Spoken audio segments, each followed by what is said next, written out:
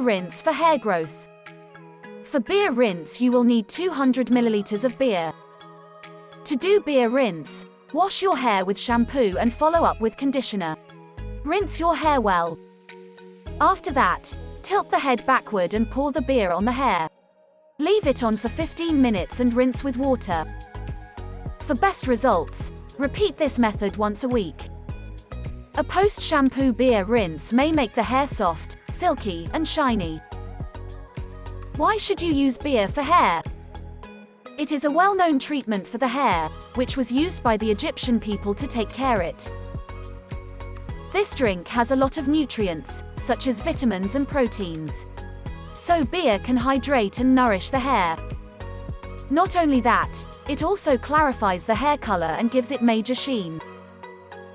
Many people use it to stimulate the growth of the hair, as well as a treatment for the frizz hair. Hope you did get some value out of our today's video. If you really did, hit subscribe button, press the bell icon in order to get regular updates from our channel.